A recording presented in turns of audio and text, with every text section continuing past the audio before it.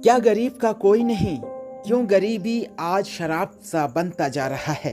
आज हम यह इसलिए कह रहे हैं क्योंकि जो खबर हम दिखाने जा रहे हैं, इस रिपोर्ट को देखने के बाद आप खुद अंदाज़ा लगा सकते हैं। एक गरीब परिवार जैसे तैसे अपना गुजारा चलाता है और ऐसे में माता पिता बुजुर्ग हो तो घर का बोझ बेटे के ऊपर रहता है।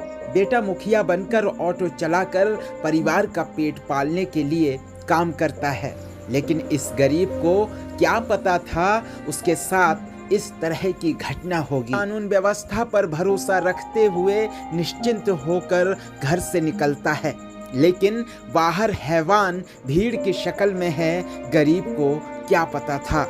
मध्य प्रदेश के जबलपुर में यह क्या हो रहा है? दिन दहाड़े अपराधियों ने एक युवक को सरे बाजार में बेरहमी से पीटा और लोग तमाशा देखते रहे।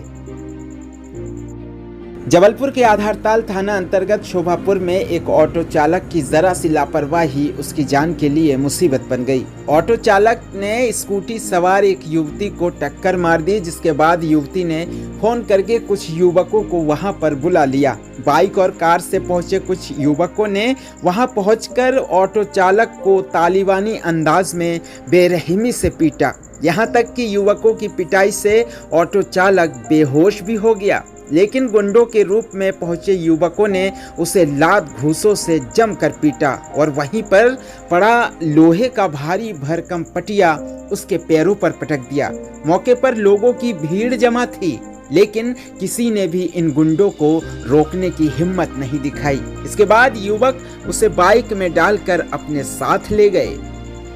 बीच सड़क पर दिन दहाड़े हुई यह घटना रविवार की है, जिसमें ऑटो चालक की छोटी सी गलती उसके लिए बड़ी परेशानी बन गई। हादसे में उसका ऑटो भी पलट गया था, जिसमें सेंटरिंग का सामान रखा हुआ था।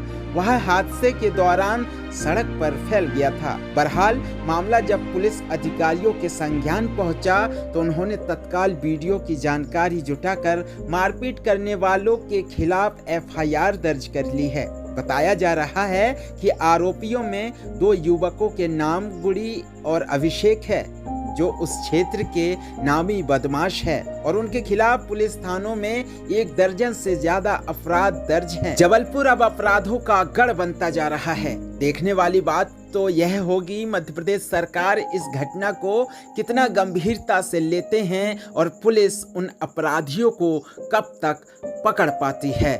जबलपुर से शुभम पाटकार की रिपोर्ट। इसमें कुल मिला के जैसा थाने से पता चला है कि प्रकरण इस प्रकार का है कि पहले ऑटो से कुछ महिलाओं का एक्सीडेंट हुआ, फिर जो पीड़ित पक्ष है उसने अपने कुछ परिजनों को बुलाया, उनमें से 2 जो आए थे, फिर उन्होंने फिर ऑटो वाला जो व्यक्ति है, जो चालक है, उसकी पिटाई की है।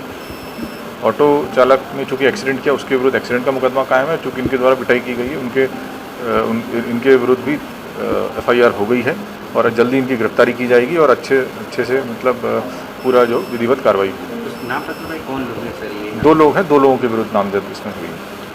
सही सेमिनार चल रहा है। बताइए क्या हुआ था आपके साथ? फाटक से निकला। कहाँ? फाटक से निकला अपने घर के लिए। हाँ। ब्रिज मोड़ पड़ता है। हाँ।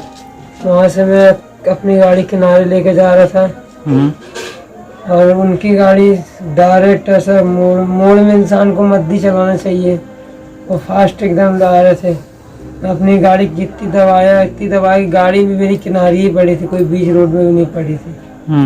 और उसके बाद मेरे को बस गाड़ी से निकाले, बस मारना चालू करे। आपकी टक्कर क्या उन लड़कों से हुई थी? कोई लेडीज थी और भगवान जाने उनका कौन था। हाँ। और नहीं था।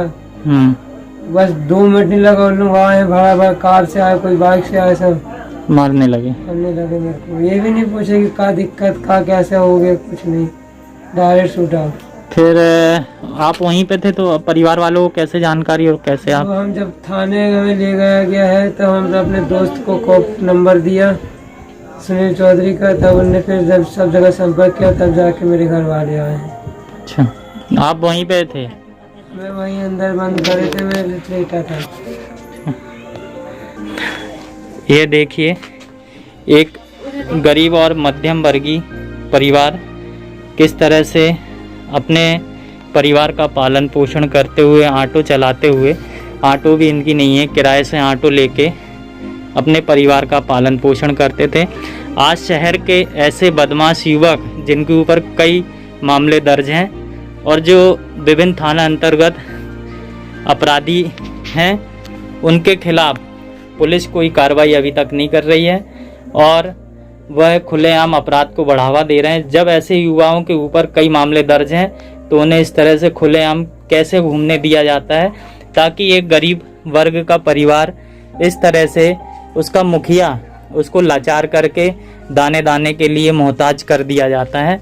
अभी हम लोग इस घर पे आए हुए हैं तो इनकी आर्थिक स्थिति देखते हुए, यह वीडियो में आप भी देख रहे होंगे, इनकी आर्थिक स्थिति कितनी कमज़ोर है, कितने निम्न वर्ग से हैं।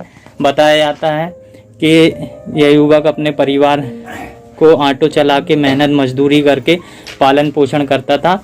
अभी इनकी हालत ऐसी है कि इलाज करवाने तक के लिए इनके पास पैसे नहीं हैं, इसीलिए ये घर पे ही हैं और इन्होंने शासन प्रशासन से कार्रवाई की मांग की है ताकि इन्हें न्याय मिल जाए और ऐसा अपराध किसी भी युवक या किसी भी परिवार के साथ ना हो सके और कोई परिवार लाचार ना हो। अगर ऐसे अपराधी युवकों के विरुद्ध कार्रवाई नहीं होगी तो ऐसे में उनके हौसले बुलंद होंगे। आज इस युवक के साथ यह घटना हुई है, कल किसी और के साथ होगी। हेलो मध्य प्रदेश, नई सोच नया अंदाज।